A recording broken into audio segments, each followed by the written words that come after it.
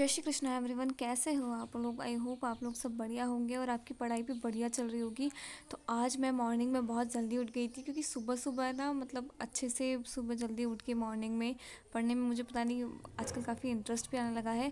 और अब तो पढ़ना ही पड़ेगा क्योंकि यूपीएससी ने अपना कैलेंडर भी जारी कर दिया है और हमारे पास टाइम बहुत कम बचा है। ऑनेस्टली देखा जाए तो जितना हमें कवर करना है, रिविज़न भी करना है, प्रैक्टिस भी करनी है, एमसीक्यूज़ लगाने हैं, टेस्ट सीरीज़ करनी है, सी सेट करना है, कितना कुछ बाकी है। तो अपने दिन की शुरुआत मैंने की थी सबसे पहले रिवीजन करने से, क्योंकि बार बार पढ़ने से कुछ नहीं होता है भाई। मैं सच बता रही हूँ, मुझे रिवाइज़ करने में पता नहीं बहुत ज़्यादा प्रॉब्लम होती है। मतलब मैं पढ़ लेती हूँ और फिर जब मुझे ऐसा होता है ना कि चलो थोड़ा सा एमसीक्यूज़ लगा लेती हूँ, तो ऐसा लगता है कि हाँ ये चीज़ तो पढ़ी थी बट मुझे याद ही नहीं आ रही है।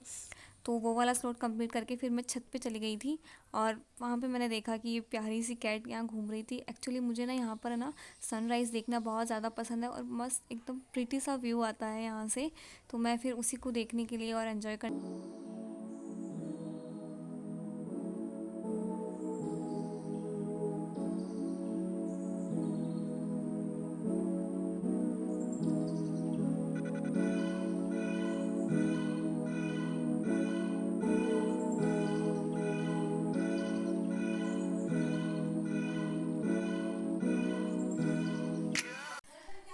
थोड़ा बहुत मॉर्निंग का व्यू एंजॉय करने के बाद में मैं नहा धो के रेडी हो गई थी और फिर खाना वगैरह खा के मैं बैठ गई थी अपना ज्योग्राफी का स्लॉट करने के लिए।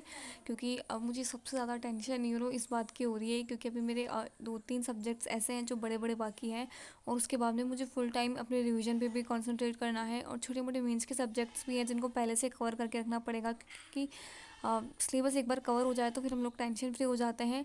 और पता नहीं क्यों जब से कैलेंडर रिलीज़ हुआ है तब से एक अजीब सी फीलिंग आ रही है, बहुत डर सा लग रहा है। ऐसा लग रहा है पता नहीं पढ़ भी रहे हैं कुछ होगा कि नहीं होगा, तब पेपर कैसा आएगा, टफ हो सकता है, कैसे करेंगे। तो यही सब मेरे दिमाग में चल रहा होता है बट स्टिल हमें पढ़ना तो है ही क्योंकि बिना पढ़े तो कुछ भी एक्सपेक्ट करना बिल्कुल ऐसा है कि आप सब कुछ पहले से डिसाइड नहीं कर सकते हैं। आपकी मेहनत डिसाइड करेगी कि आप कितना डिज़र्व करते हैं। अपने जोग्राफ़ी का स्लॉट में यहाँ पर कर रही थी और इसमें मैं पढ़ रही थी ओशनियोग्राफी, जिसमें मैं टाइड वगैरह जो थी वो कवर कर रही थी। हालांकि कंसेप्ट मुझे थोड़ा अच्छा लगता है वैसे, जब तक सुनते रहता है तब तक अच्छा लगता है। उसके बाद में ना दो तीन बार जब मैंने इसको प्ले करके देखा तब जाके मुझे समझ में आया क्योंकि ये इतना भी इजी नहीं है, स्पेशली जब उनको कैटेगरी में डिवाइड करते हैं तब तो थोड़ा टफ हो जाता है ये।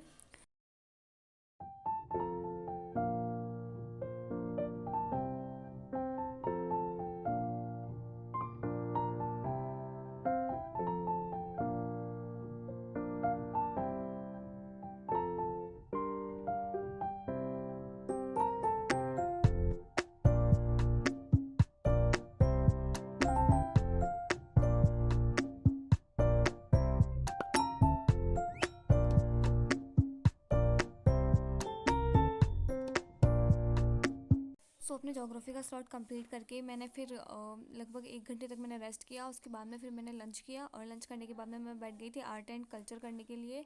आर्ट एंड कल्चर कि मैंने अपने लास्ट जो सेकंड या थर्ड वीडियो जो था उसमें मैंने स्टार्ट किया था बट बीच में मेरे एग्ज़ाम्स आ गए थे तो मैंने उसको फिर स्किप कर दिया था कि एग्ज़ाम बाद में ही करूँगी उसको अच्छे से कवर। तो अभी मैं इसको फिर से वापस मैंने स्टार्ट किया है जोग्राफ़ी के साथ ही और मैं इसको यहाँ पर कवर कर रही हूँ। एक्चुअली ना इसमें ऐसा होता है कि बहुत सारे कंसेप्ट ना हिस्ट्री के होते हैं। तो ये चीज़ मुझे ज़्यादा अच्छी लगती है इसमें कि बहुत सारी चीज़ें ना हमें याद करने की ज़रूरत नहीं पड़ती है, वो ऑलरेडी होती है, बस हमें उनको एक बार अच्छे से रिवीजन भी हो जाता है इन शॉर्ट हिस्ट्री का और वो हमें अलग से पढ़ने की ज़रूरत नहीं पड़ती है।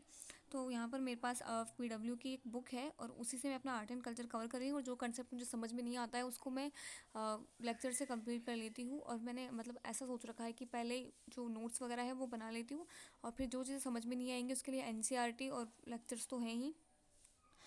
ये वाला स्लॉट मैं कंप्लीट कर ही रही थी कि फिर बीच में मैंने एंजॉय की आइसक्रीम, क्योंकि मुझे मतलब इतनी गर्मी में ठंडी ठंडी आइसक्रीम खाने में ना सच में मज़ा आ गया, बहुत रिफ़्रेशमेंट फील होता है।